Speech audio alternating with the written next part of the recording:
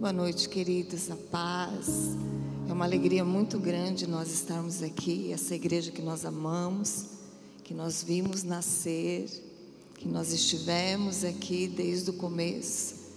E eu me alegro quando eu vejo vocês de uma maneira, sendo conduzidas de uma maneira tão excelente.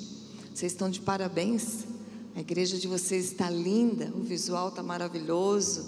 A gente entra aqui e se sente muito à vontade, uma atmosfera muito boa. Sentimos a presença do Senhor. Amém? Então, eu tenho muita convicção de que Deus quer que você ouça o que eu tenho para ministrar. Por quê? Porque há 3 semanas eu fui acometida de uma dor que me levou para a cama. E por 2 dias eu fiquei impossibilitada de andar. E fazem 3 semanas, onde eu tive dor contínua, foi detectado um problema na coluna e talvez um problema no quadril.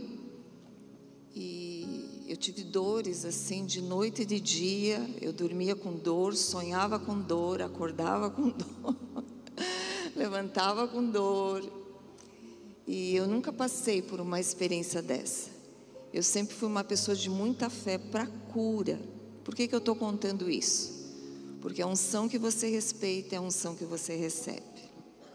Quando nós somos curados pelo Senhor, nós temos essa autoridade de ministrar cura. Eu tive um problema do coração, um problema que, segundo o médico, poderia em 15 dias, se eu não fizesse a cirurgia, eu poderia morrer. E foi passando o tempo e eu teria que fazer uma cirurgia. E eu deixei tudo de lado com uma fé, uma convicção muito grande. Mas todas essas curas lá de trás, que foram muitas, diante do que eu passei aqui, foi muito fácil. Porque não era uma coisa de dor constante. Eu nunca tinha tido uma experiência, 68 anos de existência, de uma dor contínua, uma dor que tira um pouco do sério. E quando o Jean me telefonou... Olhe, seguramente era um dos dias de maior dor. E quando ele passou a mensagem, eu falei para o Zé Márcio, falei, olha, e Sara está me convidando para pregar. E ele não falou nada, eu entendi, bom, ele está confiando em mim, né, que eu vou decidir o melhor. E eu pensei e tive muita convicção que era Deus que estava me chamando. E não obstante a toda a dor, eu me levantei com fé, com dor e com muita expectativa e muita paciência. Interessante que no meio de toda essa dor eu tinha muita alegria, muita confiança no Senhor. Foi um tempo de muita comunhão, está sendo um tempo de muita comunhão com o Senhor. E eu creio que Deus quer fazer algo aqui essa noite. Quando Deus está, tudo pode acontecer. Cura pode acontecer, libertação pode acontecer, visões, sonhos, convicções, salvação, libertação. E eu tenho expectativa que hoje à noite aconteçam coisas grandes e firmes que nós não conhecemos. Eu tenho andado com o Espírito Santo, meu amado Espírito Santo, que é a pessoa que eu mais concreta para mim, mais de 35 anos. E eu tenho aprendido durante toda essa caminhada, porque quando ele me convidou, era muita dor que eu tinha e continuei com dor. Mas eu tinha convicção que a hora que eu subisse nesse palco, eu não ia ter mais nenhuma dor. Queridos, cada dia que eu ando com o Senhor, que eu tenho esse relacionamento com Ele, eu tenho mais convicção de dizer, Deus é fiel. Durante esse período eu pensava assim, né? Eu fechava meu olho, eu tenho 35 anos de caminhada, ministério, a gente veio abrir picada, abrir caminho, abrir essas igrejas todas da região. Então a gente enfrentou muita coisa nova, antes de muitas outras pessoas. Então a gente sabe o que é perecer, o que é ter tristeza, o que é ter mágoa, o que é ter rejeição e tantas outras coisas. Mas eu pensava assim: Deus, tu nunca me deixaste na mão. Nunca, nunca. Eu tive que pregar em momentos muito difíceis da minha vida, e que eu subia, não obstante a todas as coisas contrárias, e Deus sempre foi fiel. Então Ele não iria falhar hoje, amém? Vamos dar uma salva de palmas para o Senhor, aleluia, glórias a Deus. Você pode falar o quanto você ama a Deus? Eu amo a Deus, eu sou apaixonada pelo Senhor, e eu me admiro porque eu já estou em fim de caminhada, né? Mas no fim da pista o jato, como é que é? Decola, que o jato decola. Então assim, eu vejo que Deus, Ele é muito fiel, e quanto mais nós confiamos no Senhor, mais Ele libera poder. Então assim, eu quero que tu aprenda comigo, porque Deus me deu essa habilidade de trazer pessoas junto para essa unção. E quando você ouve e você recebe aquilo, você recebe junto essa unção. Deus me falava assim: confie, confie, relaxe e confie. Então é um exercício tanto físico quanto de alma que você faz, porque você precisa relaxar, aquietar a tua alma e se entregar nos braços do Senhor. Queridos, Deus é muito concreto, Ele é muito concreto, Ele sempre está conosco.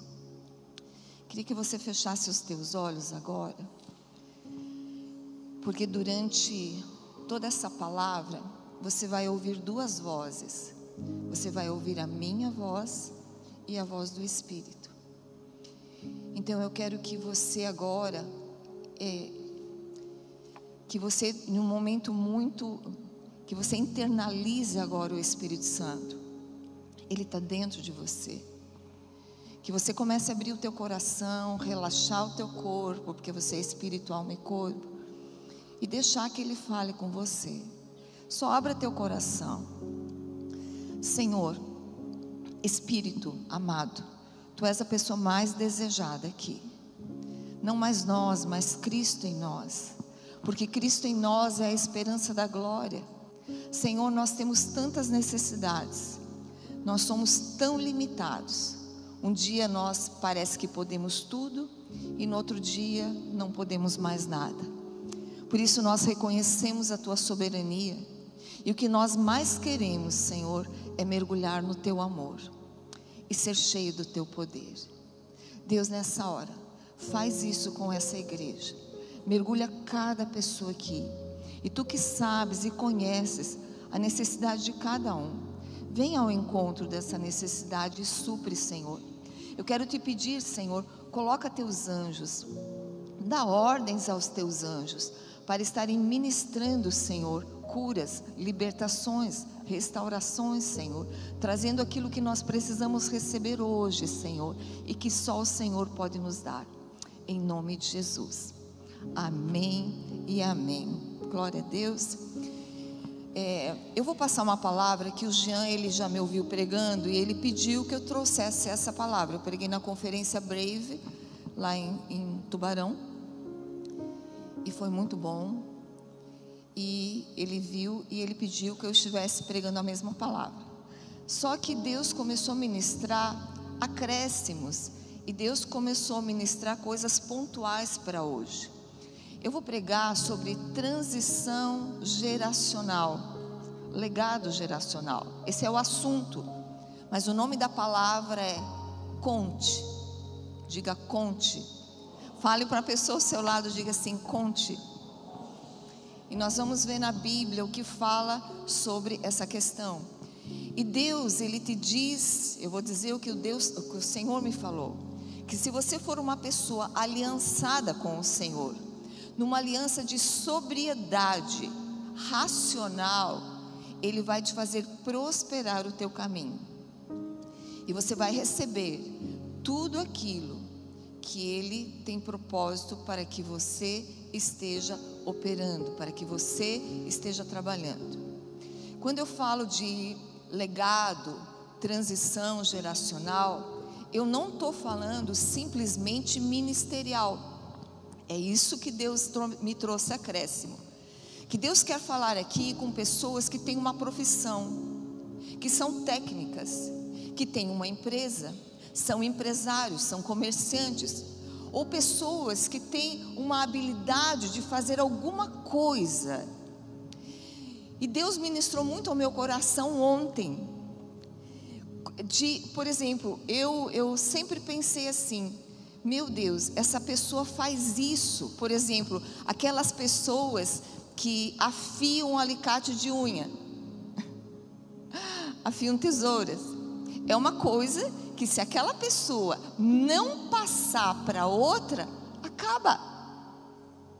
E nós vamos sentir falta. Então nós temos que estar pensando em preparar pessoas naquilo que Deus nos capacitou, nesses dons que Deus nos deu.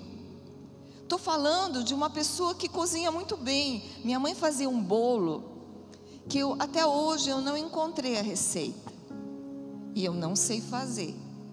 Então não foi feita essa transição daquele bolo para mim, e eu sinto falta. Eu me lembro até hoje, já procurei, não existe, e eu nunca vi uma coisa daquela, e não vou conseguir fazer.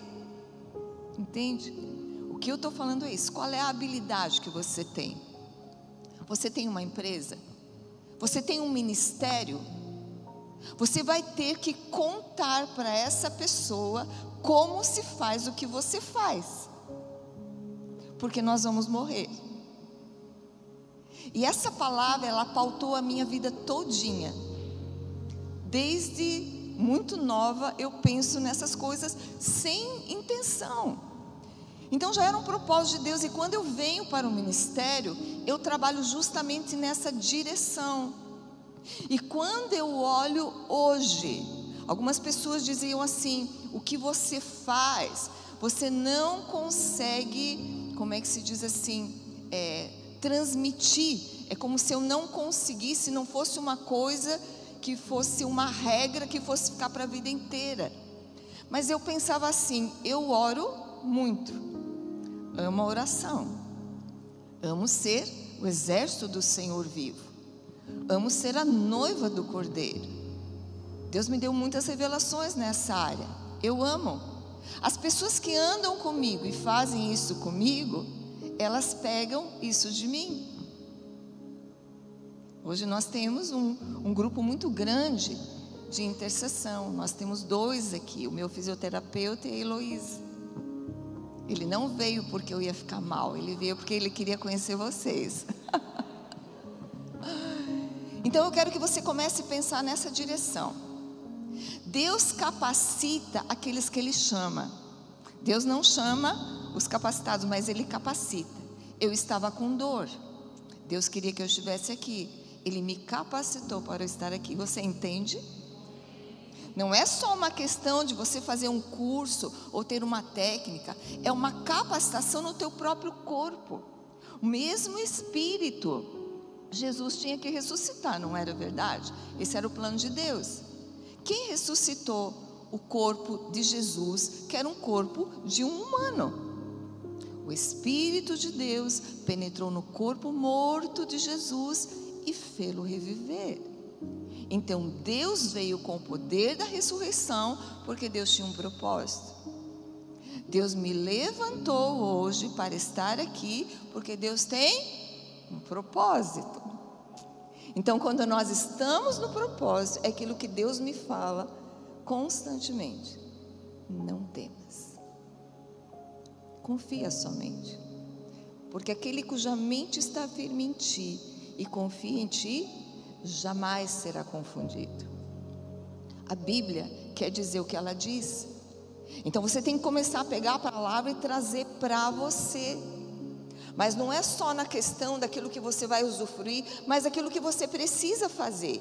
E hoje eu venho trazer isso. Qual é o próximo passo para você? Qual é essa cultura que nós temos que mergulhar? Os pastores, você, a sua família. Hoje eu vejo os frutos de tudo isso que Deus colocou e eu me sinto muito alegre, porque eu me sinto plena. Amém? Plena. Porque eu não sinto falta de mais nada. Eu quero mais, mas não que eu sinta falta, porque aquilo que eu vejo que Deus fez, teve momentos na minha vida que eu dizia: Deus, se eu morresse hoje, eu já estava eu estava muito feliz. Amém? Então nós vamos caminhar para isso. Salmo 145, versículo 4 diz assim: uma geração contará a outra a grandiosidade dos teus feitos, eles anunciarão os teus atos poderosos. Salmo 78, 3, 4 diz assim: o que ouvimos e aprendemos, o que os nossos pais nos contaram, não os esconderemos dos nossos filhos. Contaremos à próxima geração os louváveis feitos do Senhor, o seu poder e as maravilhas que Ele fez. Quer dizer, uma geração contará a outra geração. O nosso Deus é um Deus de dinastias. Isso é uma palavra que eu tenho há muitos anos. O que é uma dinastia? É uma série de reis ou soberanos de uma mesma família que sucedem o trono. Eu não escolhi o Marcelo, eu não escolhi a Andréia, eu não escolhi a Luciana, mas Deus levantou, porque Deus tem prazer de levantar pessoas que têm a mesma essência que eu tenho. E as pessoas que têm mais a essência que eu tenho são aquelas que moram comigo, que conhecem o meu coração, que conhecem tudo aquilo que eu passei, que nós passamos, que a nossa casa passou. Então nós temos que começar a olhar nessa direção. Deus quer levantar a sua casa, e não são só os filhos espirituais, não só os filhos da nossa carne. Deus quer levantar os filhos espirituais que você tem também. Amém? Então olhe nessa direção. Olha a simplicidade de Deus. A visão de Deus, ela começa contigo, contando para a próxima geração a grandiosidade do nosso Deus. Essa é a visão de Deus, é nós contarmos, não só na minha casa, mas também para os meus filhos espirituais. Cuidar dos filhos dentro de casa e cuidar dos filhos espirituais é uma responsabilidade sua. Amém? Então você tem que começar a olhar nesse aspecto. Faz muitos anos que eu falava assim: a igreja, ela tem um problema de visão, ela tem miopia, ela não enxerga ao longe, ela não enxerga o que ela precisa fazer hoje para chegar lá na frente. Nós somos imediatistas, e a gente leva a vida numa passividade, como se não tivesse gravidade todo o reino espiritual em que nós estamos inseridos. Hoje você está vendo, de repente, o que demorou muito tempo para acontecer, essa guerra em Israel. Nós estamos vendo hoje nas redes sociais coisa que nós nunca vimos. Se meu pai ressuscitasse, ele ia morrer de novo, porque é impressionante o que nós vemos. Tem coisa que não tem nem condições de ver mais nas redes sociais. Então nós temos que ter consciência disso. Nós, como igreja de Jesus, nós temos autoridade e poder. Agora a igreja, ela é influenciada, ela não influencia, porque se a igreja influenciasse o Brasil estaria diferente. Nós somos milhões e milhões de evangélicos, mas nós vemos toda essa corrupção, nós vemos tudo isso, essa impureza que está no mundo. O que nós estamos fazendo? Estamos dentro de 4 paredes, pensando no nosso dia a dia, levantando, tomando café, indo trabalhar, voltando, almoçando, dorme um pouquinho, volta a trabalhar. Não é isso que Deus quer para nós. Deus quer que o nosso coração e a nossa mente esteja focado e nós tenhamos a mesma mente de Deus. Deus quer dar visão para você, porque não é responsabilidade do pastor ou da pastora, é responsabilidade minha, é responsabilidade sua. O seu filho é responsabilidade sua. As pessoas que Deus tem colocado junto com você, é sua responsabilidade de contar a eles. Então nós vamos ver hoje biblicamente o que Deus fala. Olha só uma coisa, nós estamos diante de uma igreja, Tubarão, estou falando de Tubarão ali, cuja transição geracional teve muito sucesso. Então, se hoje eu me sinto realizada, não é só pelo que eu fiz lá atrás, mas é pela pessoa que hoje está no meu lugar, pelas minhas filhas que estão ali, por aqueles nossos filhos espirituais que estão correndo, estão cuidando de uma igreja grande e estão expandindo. Então, assim, sucesso sem sucessor não é sucesso. Então, eu me considero uma pessoa de sucesso, porque a sucessão foi bem feita. Só que é o seguinte, se o meu sucessor não tiver essa mentalidade, e não preparar os filhos espirituais, para fazer uma transição daqui a pouco, isso vai acabar. Entende? Então, é sempre contando, Eu vou contar à próxima geração os grandes feitos do Senhor, amém? Até que se estabeleça, preste atenção, um só povo, um só Deus, um só governo. Vamos repetir? Um só povo, um só Deus, um só governo. Esse é o final de tudo. Agora eu quero que você pense, somos um só povo? Temos um único Deus? Temos um único governo? Então nós temos que pensar nisso. Nós temos que sair da nossa zona de conforto e abrir a nossa mentalidade, para que Deus possa falar coisas grandes e firmes que nós não conhecemos. Eu vou falar agora sobre 3 homens poderosos em Deus, 3 homens muito poderosos em Deus, cujas gerações foram extintas porque não fizeram a transição geracional, de maneira como a palavra de Deus direciona. 3 famílias que o homem da casa era o cara, era aquele cara lá que todo mundo queria ser igual a ele, mas ele não cuidou dos seus filhos. 3 famílias que não cuidaram das suas famílias. E o primeiro deles, essa primeira família, é uma família de sacerdote, a família do sacerdote Eli. Eli, ele teve muitos privilégios na vida dele. Ele foi o único homem que teve 2 coroas, a de sacerdote e de juiz. Ele foi um homem tão tremendo em Deus, que ele profetizou para uma mulher estéril. Ele disse, tenha filho, e essa mulher teve um filho, e o filho dela era o profeta Samuel. Ele teve o privilégio de cuidar da formação do projeto, da vida, do processo do profeta Samuel. Ele teve o privilégio. E esse homem, ele tinha 2 filhos, ele era pai de Ofni e Finéias. E ele errou grandemente num ponto. Ele não colocou limites para os seus filhos. 1 Samuel 2,12 diz assim: os filhos de Eli eram ímpios e não se importavam com o Senhor. Ofni e Finéias, eles eram sacerdotes do Senhor. Agora pensa bem, eles eram ímpios, mas eram sacerdotes do Senhor. E o pai deles sabia tudo o que eles faziam. Eles pegavam a carne do sacrifício, eles tinham um relacionamento com as mulheres na porta do templo. Eles pecavam demais e todo o povo via aquilo. E Eli sabia disso. Agora veja bem, Eli talvez, ele era uma pessoa muito preocupada com as coisas do sacerdócio, do cargo que ele tinha. Nós não podemos deixar a nossa família de lado.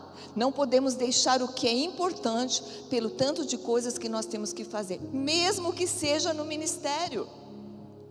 O projeto para os pastores dessa igreja não é fazer uma igreja linda, grande e cheia de gente. Não, o projeto de Deus para eles é que eles contem para os filhos e os filhos contem para os filhos, de uma maneira que seja uma geração forte em Deus, para que não se acabe o ministério. Amém? Nós temos que olhar lá na frente o que nós temos. Mas nós temos que olhar os nossos filhos e colocar limite na vida deles. Um dia Deus disse a Eli através do profeta, ele disse assim: olha, eu te escolhi como sacerdote. Agora, olha a pergunta que Deus faz: por que tu honras teus filhos mais do que a mim? Olha que Deus, um Deus todo-poderoso, soberano, que chega para um serzinho, um ser humano, que é menos que pó, e diz assim: Eli, por que tu honra mais os teus filhos do que a mim? E daí Deus diz assim para ele: olha, eu vou honrar aqueles que me honram. Eu prometi à sua família e à linhagem de seu pai que ministrariam diante de mim para sempre. Essa era a promessa que ele tinha de Deus. Mas agora o Senhor declara: longe de mim tal coisa. Honrarei aqueles que me honram, mas aqueles que me desprezam serão tratados com desprezo. Olha o que Deus diz: você vai perder teus 2 filhos num só dia. E a promessa que foi dada lá no Egito à tua família, que seria uma família perpétua de sacerdotes, eu encerro aqui. Da tua geração ninguém mais vai morrer de velhice. Agora veja bem, Eli, ele foi avisado. O que ele fez? Ele não fez nada. Quando nós olhamos hoje coisas que acontecem com ministros do altar, eu fico pensando: como que um pastor, ele pode abrir tanto essa porta e deixar Satanás entrar, de uma maneira que ele peque, que ele envergonhe o nome do Senhor. Pessoas que não têm consciência do Senhor. Nós temos que ter consciência que nós somos templos do Espírito Santo, que nós temos que amar a Deus acima de todas as coisas, e nós temos que honrar a Deus. Agora, eu jamais queria ouvir de Deus, que Deus dissesse assim: olha, eu vou tirar essa honra que eu te dei, todas as promessas que eu prometi para você, eu vou retirar, porque eu encerro aqui a tua geração, ninguém mais vai morrer de velhice na tua família, eu vou encerrar, acaba aqui. Quem gostaria de ouvir isso? Quem gostaria de ouvir isso? Mas eu tenho certeza que muitos ministros hoje estão com essa palavra sobre si. Por quê? Porque não têm honrado o Senhor. Nós fomos chamados e temos promessas do Senhor. Deus, veja bem, Deus mandou o profeta falar com Eli. E Deus também chamou Samuel durante a noite. Você sabe, Deus chamou 3 vezes Samuel.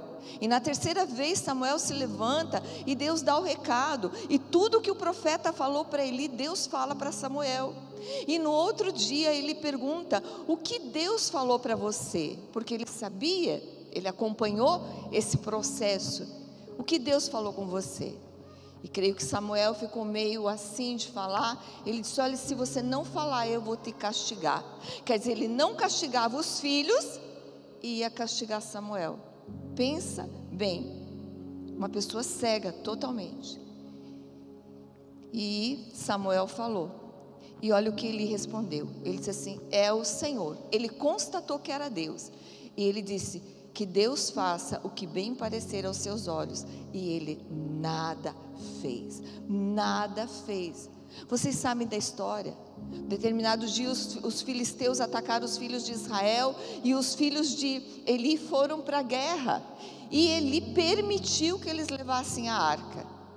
E morreram os 2 filhos dele, e a arca foi tomada pelos filisteus. E quando vieram dar o recado para Eli, ele estava sentado, era um homem gordo. Estava sentado quando deram o recado: olha, os teus 2 filhos morreram. E a arca foi levada pelos filisteus. Ele caiu e morreu. E ali se encerrou o ministério de Eli. Um ministério de 40 anos, um homem privilegiado por Deus, mas ali se encerrou. E quem assume o lugar dele? Essa segunda família que eu vou falar é Samuel. Samuel, ele tinha sido criado pelo profeta Eli. Ele conhecia as circunstâncias de Eli? Conhecia. Ele conhecia a casa do profeta Eli? Ele conhecia. Ele conhecia as falhas do profeta Eli? Ele conhecia. Mas Samuel também errou. O que Samuel errou? Ele encobriu o pecado dos filhos. Samuel era um homem poderoso em Deus. Veja bem, ele assume o ministério, ele casa e ele tem filhos. E os filhos começam a agir de forma totalmente errada. E ele vai envelhecendo e os meninos continuam fazendo tudo errado. 1 Samuel 8, do 1 ao 3 diz assim: quando envelheceu, Samuel nomeou seus filhos como líderes de Israel.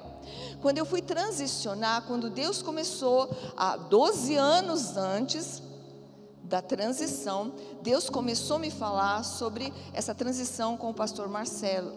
Eu tive muito temor de Deus, porque ele era jovem. E eu tive muito temor de Deus. Eu orei muito ao Senhor. Eu confiei muito em todo o tempo, em todo o processo. Eu confiei no Senhor. Mas eu tinha temor de Deus, que ele, muito jovem, entrasse e não tivesse temor de Deus. Mas ele é um homem de oração. Ele é um homem temente a Deus. Então assim, Deus conduziu a vida dele. Mas você ter a responsabilidade de colocar um filho teu numa liderança de uma igreja, ou de um ministério, ou de um negócio que você tenha, sem a pessoa ter responsabilidade, ou a pessoa estando no pecado, e você honrar essas pessoas diante do povo, é muito grave. É muito grave. Por isso que nós, não importa se é filho ou não, se tem que corrigir, nós temos que corrigir. Você tem que separar essa ligação sanguínea com com o propósito de Deus, os princípios de Deus, a santidade de Deus. Amém? Você está entendendo o que Deus está querendo falar contigo? Agora veja bem, 1 Samuel 8,3: quando envelheceu, Samuel nomeou seus filhos como líderes de Israel. Seu filho mais velho se chamava Joel, o segundo Abias. Eles eram líderes em Berseba, mas os filhos dele não andaram em seus caminhos. Eles se tornaram gananciosos, aceitaram o suborno e perverteram a justiça. Quer dizer, os meninos estavam fazendo tudo errado, e o pai encobriu. Jamais encubra o pecado dos teus filhos numa igreja, no ministério. Procure ajuda, porque tudo que tu encobre hoje, tudo que está no oculto, vai vir à tona. Nós estamos enxergando isso na igreja brasileira. É como se Deus tirasse a cobertura, o tapete, e começasse a mostrar as sujeiras que estão embaixo. E Deus dá chance de nós nos consertarmos. Deus fala conosco. Deus está falando com você hoje. Ouça a palavra do Senhor, amém? Cuidado para não encobrir o pecado dos teus filhos, dos teus discípulos, daqueles que Deus colocou junto com você. Veja bem, todas as autoridades de Israel sabiam do pecado dos filhos.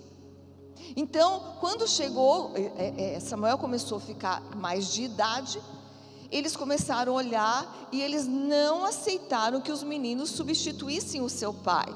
E eles chegaram para Samuel e falaram: Samuel, olhe, nós queremos um rei. Então agora você começa a entender a história, por que o povo quis um rei. O povo não estava errado de querer um rei, porque eles não queriam que os filhos de Samuel liderassem sobre eles, porque eram homens que estavam no pecado, que eles roubavam, que eles se prostituíam na porta do templo. Então o povo não queria. Agora veja bem, eles tinham razão. Mas por que então que Deus diz assim: olhe, Samuel, não se importe com eles, porque eles não estão desonrando você, eles estão desonrando a mim, eles estão desobedecendo a mim. O que Deus espera de nós é que, mesmo que a situação seja muito difícil, Deus esperava daquele povo o seguinte: os filhos de Eli, de Samuel, eles estão errados, eles estão pecando, mas Deus é soberano. E Deus não vai permitir que nada aconteça comigo. Agora eu quero que você olhe para você, na sua vida. Como que você age numa situação dessa? Como que você age quando você vê essa troca de governo? Você continua confiando em Deus, ou você abre a sua boca e você murmura, você reclama, você fala mal? Deus espera de você que você fale: Deus é soberano.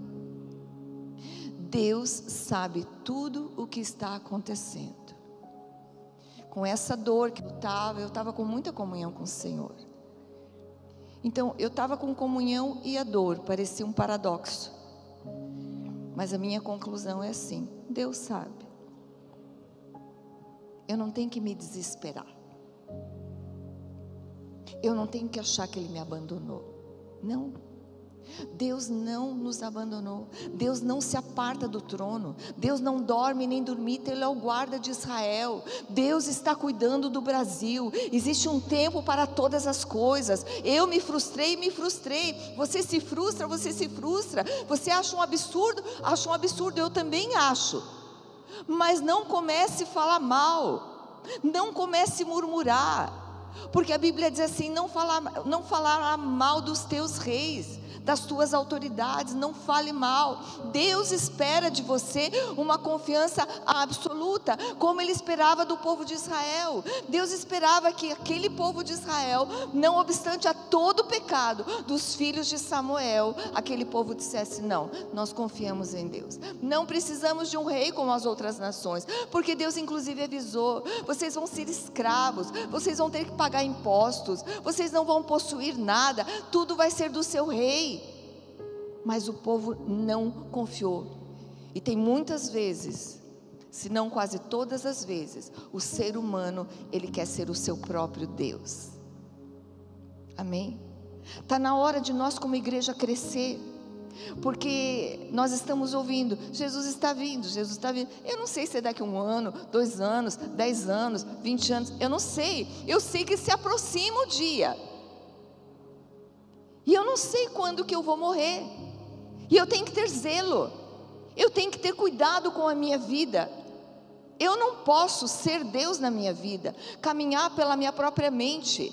A maior desgraça do ser humano é ser entregue a si mesmo, ser muito racional.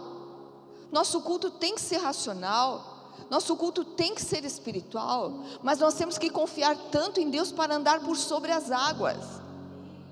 Amém? Não andar pelos nossos sentimentos, por aquilo que nós vemos, por aquilo que nós ouvimos. Não deixar isso entrar na nossa mente e corromper a nossa mente e o nosso coração. Não. Amém? Agora veja bem, Samuel, ele chega para o povo, ele fica muito magoado, ele vai para Deus, e ele chega para o povo, ele faz um discurso, e ele era muito íntegro no seu caráter. Ele diz assim: olha, eu tenho vivido diante de vocês desde a minha juventude até agora. Aqui estou. Se tomei um boi ou um jumento de alguém, ou se explorei ou oprimi alguém, ou se das mãos de alguém aceitei suborno, fechando os olhos para a sua culpa, testemunhem contra mim na presença do Senhor e do seu ungido. Se alguma dessas coisas eu pratiquei, eu farei restituição. Ele não roubou, ele não fez nada de errado, mas os filhos fizeram, debaixo da liderança dele, e ele estava morrendo. Entende? Nós vamos morrer. Daqui 50 anos não vai ter ninguém da velha geração aqui. Quem que vai estar aqui? Essa geração que nós vamos formar. Amém? E nós temos que saber a hora que nós temos que passar o nosso bastão, a hora que nós temos que pensar. E é muito rápido isso. Eu sempre tive isso em mente. Mas quando chegou a hora da minha jubilação, eu fiquei indignada. Eu falei: meu Deus, mas já? Eu estou com tanta força, estou com gás para trabalhar? Já? Como assim? Entende? É muito rápido. Acontece de repente aquilo que a gente já vem trabalhando na nossa vida. Parece que nunca chega, parece que nunca vai acontecer com você. Vai acontecer, você vai morrer. Você queria uma boa palavra? Você vai morrer. Amém? Nós não vamos estar aqui. A sua neta vai estar, os meus netos vão estar. Então nós temos que preparar essa geração, amém? Agora veja bem, os filhos de Eli não representavam o pai. O filho precisa representar o pai. Agora eu quero te perguntar, você representa bem o seu pai? Meu pai era um homem muito íntegro, era um homem muito disciplinado, ele me ensinou tudo que eu sei, ele me discipulou, e eu trago, parece que ficou, o verbo se tornou carne. Eu absorvi tudo que ele me ensinou, era a leitura da Bíblia, era disciplina, ele me ensinava muita coisa na prática, e eu peguei isso dele, eu recebi isso dele.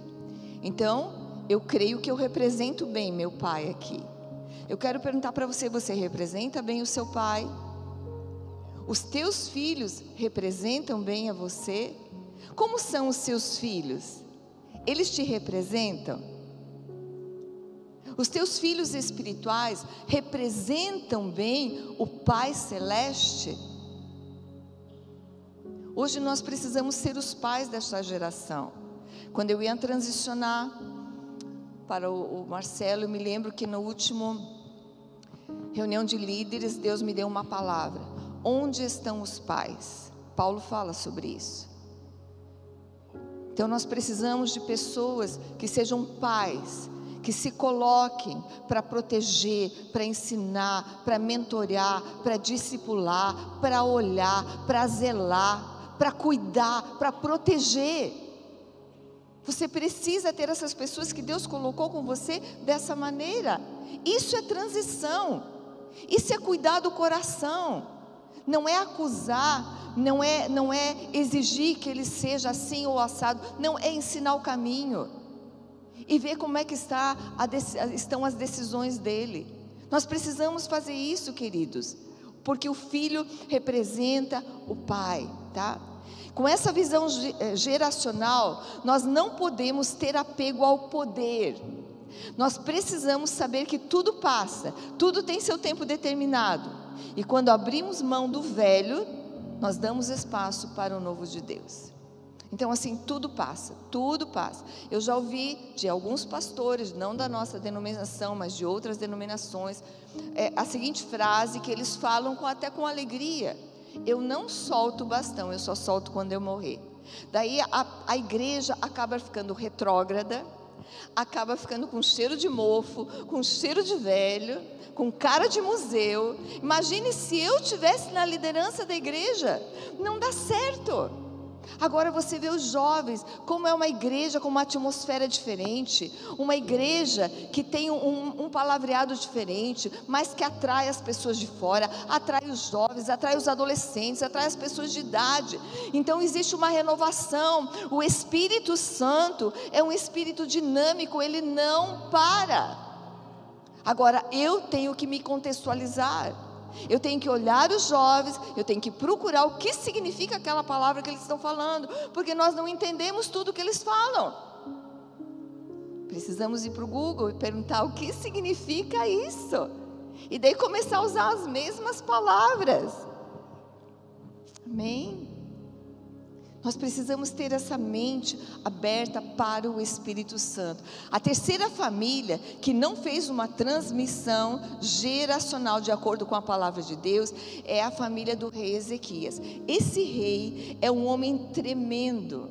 Aconteceram coisas impossíveis, coisas maravilhosas no ministério dele. Foi o maior avivamento lá do Antigo Testamento. Deus fez com que o universo parasse por causa desse rei, de tão poderoso que ele era. Mas olha o que aconteceu. 2 Reis 2, capítulo 20. Diz assim: naquele tempo, Ezequias ficou doente e quase morreu. O profeta Isaías, filho de Amós, foi visitá-lo e lhe disse: assim diz o Senhor, ponha em ordem a sua casa, porque você vai morrer e não se recuperará. Esse rei, ele tinha 39 anos. Quem quer morrer com 39 anos? Levanta a mão. Ninguém quer morrer com 39 anos. Mas esse peso de ver que as coisas não andam. Hoje eu vejo o colégio bombando com mais de 750 alunos, com fila de espera para o próximo ano. Eu vejo toda essa geração, meu Deus, assumindo cargos de autoridade dentro e fora do país, porque foi o que Deus falou. Um colégio que já está sendo preparado para ser uma faculdade, uma universidade. Uma igreja que está sendo preparada para estar num campus onde tudo vai acontecer ali. Uma igreja fervorosa, que está vivendo um tempo de avivamento muito bom, só que não pode parar aí. Não acaba aí a história. O pastor Marcelo, ele tem que pensar no futuro. Ele tem que pensar que um dia ele vai passar.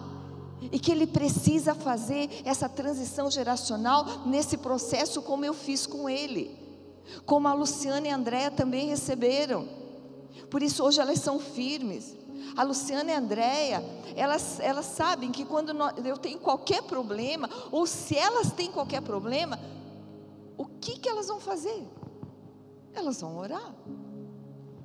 Porque é o que elas sabem fazer, porque é o que elas viram a gente fazendo. Orando, sabendo que Deus é o Todo-Poderoso, Deus é o nosso médico. Amém? Agora veja bem, nós devemos ensinar nossos filhos naturais e os nossos filhos espirituais o que é certo. Os empresários daqui, o que você faz hoje? O que você faz muito bem hoje? Pense no que tu faz. Tem alguém que sabe fazer o que você faz? Você está preparando essa pessoa para que em determinados momentos você vá largando isso para ela de uma maneira que ela não se preocupe mais com o peso da responsabilidade, e que futuramente, quando você faltar, vai ter uma pessoa bem preparada para te substituir, fazer o que você fazia? É isso que Deus está te falando. Prepara, conte para ela tudo que ela precisa saber para ela fazer depois, quando você não estiver mais aqui. Amém? Uma nova geração será muito mais forte, muito mais eficaz, com muito mais estofo, mais experiência, com mais autoridade, mais poder, mais respeito. Por quê? Porque elas estarão iniciando de uma base muito sólida. Amém? Tem uma frase que está muito falada hoje, né? Que eles começam no nosso teto, e é verdade. Eles não vão precisar começar lá de trás, eles começam daqui para frente. E quando eu ensino a intercessão, ou todas as pessoas que começam comigo, eu digo: olha, eu te trago a última revelação. O que Deus está me falando hoje, eu te trago hoje, porque eu quero que você cresça. O meu prazer é ver pessoas crescerem. Amém? Você não pode ser egoísta, de pensar só em você. Não, eu não quero ensinar, porque senão a pessoa vai fazer melhor que eu. Graças a Deus se fizer melhor do que você, graças a Deus, é uma transição bem feita. Agora olha o que aconteceu com Ezequias.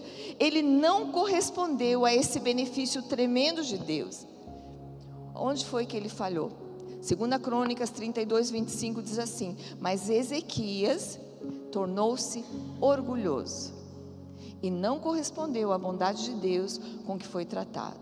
Por isso a ira do Senhor veio sobre ele, sobre Judá e sobre Jerusalém. E mais uma vez o profeta chega para ele, depois de ele receber mensageiros do rei da Babilônia. Vocês sabem, com certeza todos sabem a história. Ele recebeu mensageiros e ele abriu todo aquele castelo, toda a casa dele, ele abriu tudo, ele mostrou os tesouros. Ele não poderia ter feito isso. Por que ele fez? Você só mostra a sua casa quando você tem orgulho da sua casa.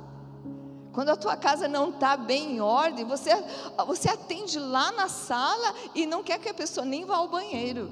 Não é verdade? Mas por que Ezequias mostrou? Deus conhece o coração. Porque ele se orgulhava de tudo aquilo que ele conseguiu fazer, de tudo aquilo que ele fez depois dos 15 anos. Ezequias, com esses 15 anos que Deus deu para ele, ele só fez besteira. Ele só errou. E ele foi um grande problema para as nações, para a nação inteira. Agora, olha o que o profeta falou para ele. Ele disse assim: olha, de onde? Então o profeta está o que esses homens disseram, de onde vieram? E Ezequias respondeu: de uma terra distante, vieram da Babilônia. Imagina, a Babilônia era inimiga do povo de Deus. O profeta perguntou: o que eles viram em seu palácio? Ezequias disse: viram tudo em meu palácio, não há nada em meus tesouros que não lhes tenha mostrado. Então Isaías disse a Ezequias: ouça a palavra do Senhor. Um dia tudo que se encontra em seu palácio, bem como tudo o que os seus antepassados acumularam até hoje, será levado para a Babilônia. Nada restará, diz o Senhor. Alguns dos seus próprios descendentes, até os filhos que não tinham nada a ver, acabou a sua geração, serão levados, eles se tornarão eunucos no palácio do rei da Babilônia. Respondeu Ezequias: boa é a palavra do Senhor que você anunciou, pois ele entendeu que durante a sua vida haveria paz. Uma visão totalmente egoísta, uma visão totalmente para dentro, não pensava nem nos filhos. E é interessante que ele viver mais 15 anos só trouxe problema, porque depois de 3 anos ele teve um filho. Se você conhece as histórias bíblicas, você vai saber. E o filho dele se chamava Manassés. O cara era um endemoniado. Ele adorava outros deuses, ele fazia tudo que era abominação ao Senhor, tudo. E por causa desse homem, olha o que diz em Jeremias: eu farei deles uma causa de terror para todas as nações da terra, por tudo o que Manassés, filho de Ezequias, rei de Judá, fez em Jerusalém. Então seria melhor que Ezequias tivesse morrido quando Deus falou que ele ia morrer. Nós temos que aproveitar o tempo que Deus coloca em nossa mão. Muitos de nós temos sobrevida por causa das promessas do Senhor. Muitos de nós somos curados, eu fui curada. Agora veja bem, um único homem traz uma desgraça e juízo a toda a nação. Então assim, vamos ter temor do Senhor, para que tudo aquilo... Tem uma frase que diz assim: cultive tudo aquilo que Deus colocou na tua mão. Cuide de tudo aquilo que Deus colocou na tua mão. Muitas vezes nós pedimos tanto uma coisa, quando recebemos, aquela bênção do Senhor nos afasta de Deus, nos afasta do abençoador. A gente fica muito preocupada com as coisas que o mundo está fazendo, com as luzes desse mundo, com a atração desse mundo. Deus, ele tem que estar em primeiro lugar na nossa vida. O que Manassés fez? Ele queimou o próprio filho em sacrifício. Ele praticou feitiçaria, adivinhação, consultou médios e espíritas. Ele construiu altares no templo do Senhor. Agora veja bem, tudo que é edificado a troco de sangue de seus filhos é maldição e não bênção. O que é troco de sangue? Você não vai matar o seu filho, mas você pode matar a vida de Deus dentro do seu filho. Você pode impedir que ele se conecte com Deus. Você pode deixar que teu filho ele cresça tão separado de você, você tão preocupado com as coisas lá de fora, que um dia você chega na sua casa, o seu filho pode estar de saia e a sua filha vestida de homem. Entende o que está acontecendo? Isso pode acontecer de repente. Cuide daquilo que Deus colocou nas tuas mãos. Cuide. Nós temos que cuidar. Quando você permite que o mal entre em sua casa, você está se curvando a demônios. Essa é uma geração que Deus teve que intervir. E Deus, ele vai intervir no Brasil, ele vai intervir no mundo, porque nós nos aproximamos para os tempos do fim, cumprimento de profecias. Amém? Essa geração que está vindo após mim depende de como eu a estou levando. O reino de Deus é muito mais do que pensamos. Somos uma engrenagem e passamos de uma geração para outra geração. Tu consegue enxergar que você vai passar e outras pessoas vão ficar no seu lugar? Esse reino vai passar com ou sem você, mas ele continua, porque Deus é Deus. Ele é Deus. Nós podemos errar, nós podemos falhar, mas o plano de Deus continua, não vai ser frustrado. Só que o prejudicado somos nós mesmos, amém? Nós somos responsáveis por contar a próxima geração. Olha o que o apóstolo Pedro ele fala, lá na segunda carta de Pedro, ele diz assim: por isso, sempre terei o cuidado de lembrar-lhes essas coisas. Os pregadores, eles têm uma sensação ruim muitas vezes. Eles pregam sobre um assunto e no próximo domingo Deus coloca o mesmo assunto, e no próximo domingo Deus coloca o mesmo assunto. Pedro ele diz assim: olha, sempre terei cuidado de lembrar-lhes essas coisas, se bem que vocês já sabem e estão solidamente firmados na verdade que receberam. Considero importante, enquanto estiver no tabernáculo desse corpo, despertar a memória de vocês, porque sei que em breve deixarei este tabernáculo, como nosso Senhor Jesus Cristo já me revelou. Eu me empenharei para que também depois da minha partida, vocês sejam sempre capazes de lembrar dessas coisas. Amém? Uma consciência. É você falar: olha, teu pai falou isso, teu avô falou isso, e de novo amanhã, eu vou repetir, eu vou repetir, eu vou repetir, eu vou repetir. Amém? Até que vocês tenham isso arraigado dentro de vocês, como algo que faz parte da tua própria vida. Nós temos que arraigar isso nos nossos filhos, não é falar uma vez e deixar, achar que ensinou, não, nós precisamos incutir nos nossos filhos a palavra de Deus, amém? Amém, até que seja um povo, um Deus e um governo. Vamos falar? Um povo, um Deus e um governo. Tem que haver uma continuidade, amém? Jesus, ele teve consciência dessa continuidade, uma consciência muito latente. Em Lucas ele diz assim: olha, mas preciso caminhar hoje, amanhã e depois de amanhã. Então Jesus, eu tive algo muito forte no meu coração em relação a isso. Ele disse: eu preciso caminhar hoje, amanhã e depois de amanhã. O que é uma caminhada? Caminhada é um ato sem interrupções e deve ser de intensidade moderada e forte. O mesmo motivo, queridos, que me fez caminhar até agora e continuar caminhando, é o mesmo motivo que você deve ter para continuar até o fim. Amém? É não parar. Então, diante de toda essa grandeza que Deus quer que nós estejamos levando, alavancando, movendo, o que é uma mágoa? Entende? O que é você ficar bravo com o irmão? O que é você ficar concorrendo para ter um lugar no louvor?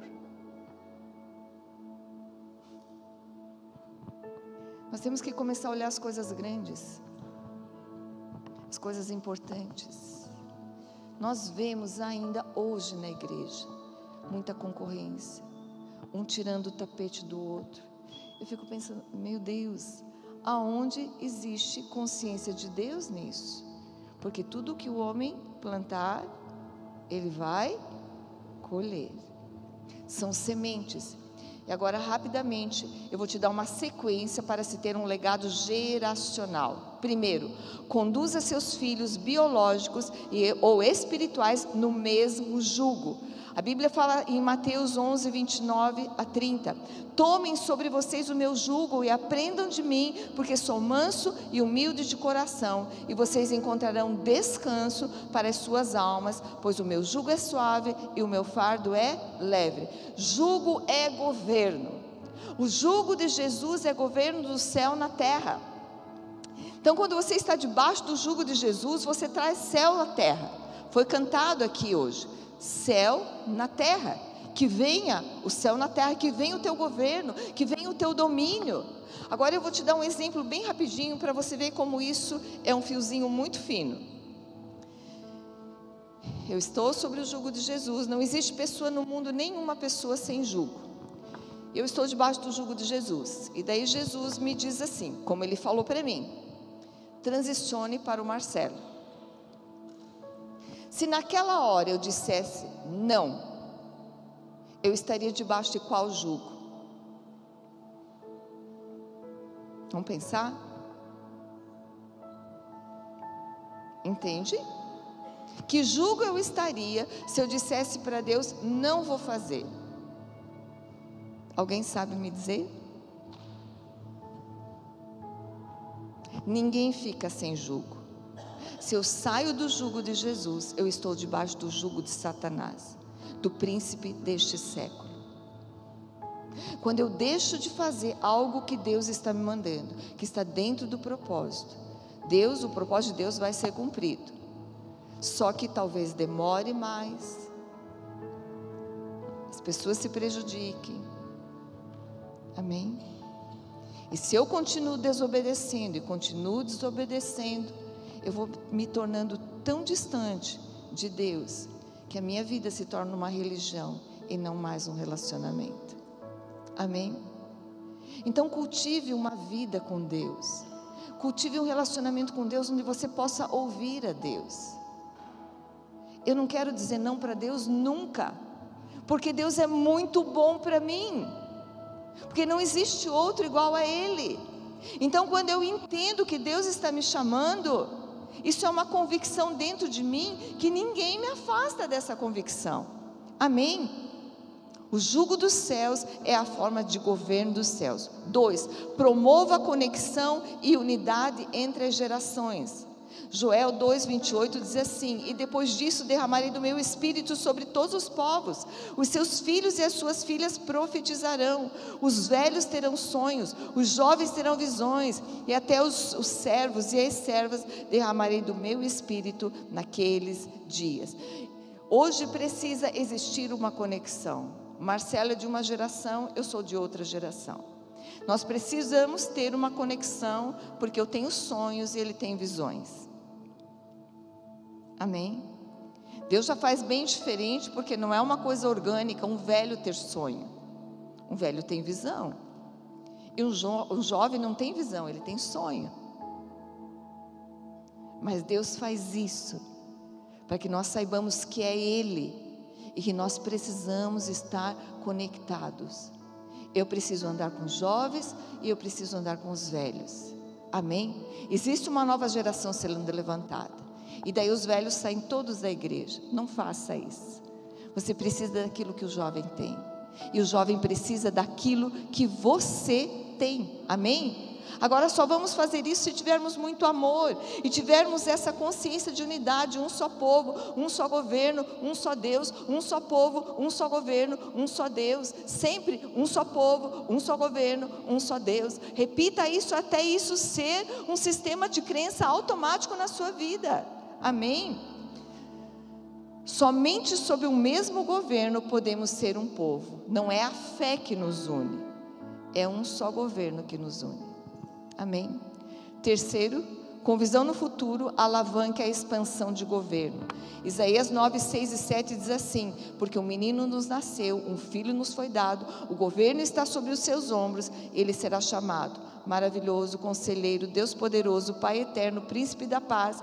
Ele estenderá o seu domínio e haverá paz sem fim sobre o trono de Davi e sobre o seu reino estabelecido e mantido com justiça e retidão, desde agora e para sempre.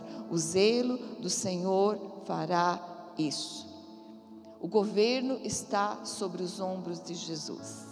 Amém? Quando eu entendo isso, quando eu entendo que existe uma expansão que precisa ser feita, eu estarei sobre esse jugo e a expansão acontecerá. Amém? A igreja expandiu, o colégio expandiu. Amém? A visão expandiu.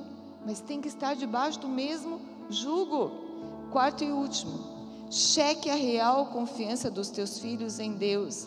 Voltamos ao salmo lá do começo, de modo que a geração seguinte a conhecesse, e também os filhos que ainda não nasceriam.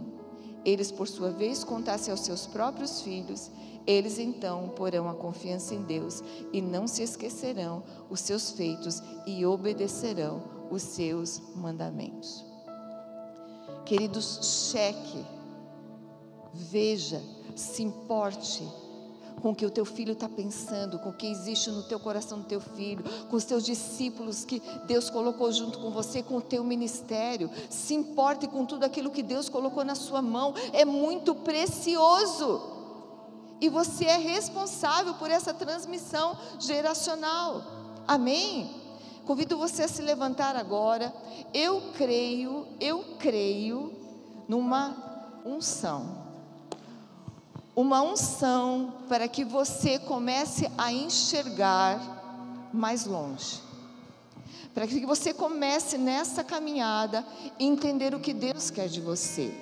E eu quero dizer uma coisa, que nesse processo de caminhada você vai ser curado, você vai ser liberto, as portas vão se abrir, as conexões vão acontecer, as pessoas vão ser atraídas a você.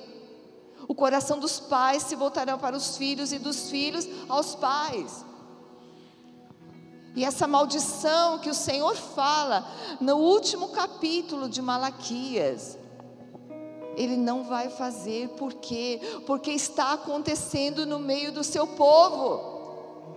Eu quero convidar, eu quero orar por você. Nós queremos orar por você.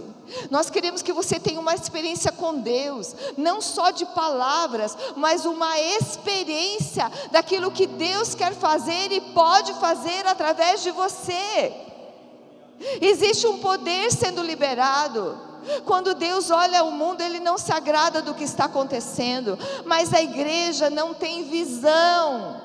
Ela se importa com o seu partido, com aquilo que ela quer. Não, é visão de Deus. Nós temos sempre que tomar uma decisão. Nós temos que sempre dar um passo em direção àquilo que Deus está nos sinalizando. Quando nós viemos para cá, eu entendi, o Zé Márcio entendeu. Nós viemos para Tubarão com a maior alegria. Nós deixamos tudo, casa, emprego sólido, deixamos carro, deixamos tudo e viemos. Pergunte se alguma vez alguma coisa faltou para nós. Nunca. Deus é um Deus de fidelidade. Se estivéssemos lá e não estivéssemos sob o jugo de Jesus, talvez nós já tivéssemos morrido. Talvez a nossa família já tivesse separado, eu não sei. Eu vi esses dias uma pessoa dando um testemunho, um homem chorando e dando testemunho nas redes sociais. Ele falou: olha, muito rico, uma pessoa muito rica, muito rica, muito rica. Ele chorando, ele diz assim: eu me arrependo, porque quando Deus me chamou, eu não aceitei. Hoje eu tenho tudo, eu tenho riqueza. E ele chorava muito, mas eu me arrependo, porque o chamado do Senhor é a coisa mais importante que nós podemos ter na nossa vida. Eu convido você a sair do seu lugar e nós vamos orar por você. Nós vamos impor as mãos sobre a sua vida. Deus vai falar com você. Deus vai despertar você. Você vai ser levado a um outro nível, a uma outra visão, coisas firmes e profundas que você não conhece, você vai começar a ver. Saia do seu lugar, saia da zona de conforto. Se você hoje não tem os teus filhos no caminho do Senhor, dê o primeiro passo. Esse é o primeiro passo, é você abrir mão dos teus próprios desejos, é você abrir mão do teu egoísmo, é você não mais querer andar, é pedir perdão por tudo aquilo que você tem falado, por toda a visão errada que você tem absorvido. Você não tem que estar na Babilônia, no sistema desse mundo. Você precisa estar sob o jugo do Senhor Jesus. Deus tem pessoas para que você esteja ministrando. Eu fico pensando, olhe quantos futuros foram alterados com a nossa vinda para cá. As filhas do pastor Nini casaram aqui. Uma delas tem filho, já acho que o segundo filho. Pastora Sueli. Quantas pessoas, Silvonei? A Liana não existiria na vida de vocês, nem a Sofia. Você entende? Quantas vidas foram alteradas por causa de um sim? Um sim. Eu podia enumerar muitas pessoas. Os destinos foram alterados. Então eu penso assim, meu Deus, se nós não tivéssemos vindo, meu Deus, milhares de pessoas não estariam onde estão hoje. Amém? Então agora, enquanto o louvor canta, saia do seu lugar. Nada é por força, nem por violência, mas é pelo poder de atração desse Deus de amor, desse Deus que é fiel, continua fiel, será fiel. Um Deus que tem consciência, um Deus que quando estava aqui nessa terra se despiu da sua majestade e se vestiu numa roupa de homem e foi humilhado, mas a consciência dele era assim: eu caminho hoje, vou caminhar amanhã e depois de amanhã, constantemente. Esse ato de caminhar ininterruptamente, nada pode me segurar, nem a morte, nem a vida, nada pode me segurar, separar desse amor de Deus, nada pode me separar. E quanto mais você vai em direção ao Senhor, abrindo mão dos teus próprios sonhos, do teu próprio eu, mais você conhece de Deus. Eu digo: Deus, eu só quero uma coisa hoje na minha vida, é que tu me ensines a te amar do jeito que tu tens que ser amado. Eu quero te amar mais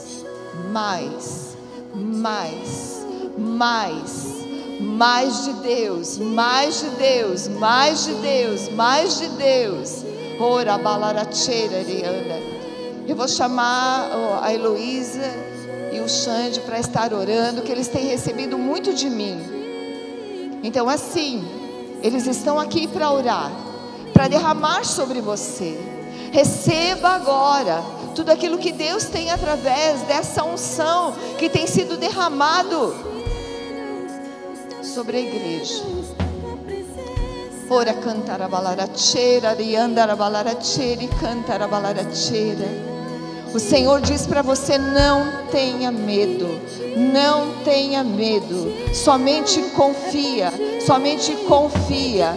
Você que tem um problema que é grave e que do ponto de vista humano não tem mais solução, Deus está te dizendo que você entrou agora no campo do impossível, porque o milagre acontece no campo do impossível, é do impossível.